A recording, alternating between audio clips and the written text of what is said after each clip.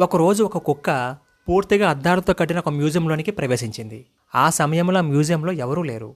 ఆ హాలు చుట్టూ ఎన్నో అద్దాలు ఉండడం వల్ల ఆ కుక్కకు తన చుట్టూ చాలా కుక్కలు ఉన్నట్లు అనిపించింది. నిజంగానే చాలా కుక్కలు ఉన్నాయా అని అనుకుని వాటిని భయపడ్డానికి తన పళ్ళు బయటపెట్టి చాలా భయంకరంగా అరిచింది. అయితే చుట్టూ అద్దంలో ఉన్న దాని ప్రతిబింబాలు కూడా అలానే చేశాయి.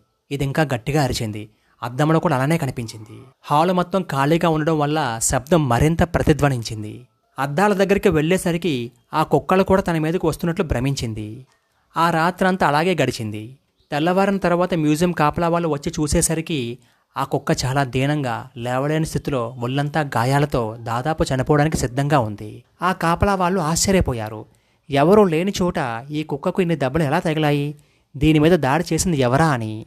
అయితే రాత్రంతా కుక్క తన ప్రతిబింబాలతో తనే పోట్లాడింది. వాటిపైన దాడి చేస్తున్నాను అని అనుకుని తన మీద తనే దాడి చేసుకుంది. మన చుట్టూ ఉన్న ప్రపంచం కూడా సరిగ్గా ఇలాంటిదే. అది మన మీద మంచి గాని చెడు గాని చూపదు. మన ఆలోచనలు, మన మనస్తత్వమే మన మంచి చెడులను నిర్ణయిస్తుంది. మన చుట్టూ జరుగుతుందంతా మన కోరికలు, ఆశలు, ఆలోచనల ఫలితమే. మన చుట్టూ ఉన్న ఈ ప్రపంచం కూడా ఒక దర్పణం వంటిదే. మనం మంచిగా ఉంటే అందరూ మంచిగానే కనిపిస్తారు.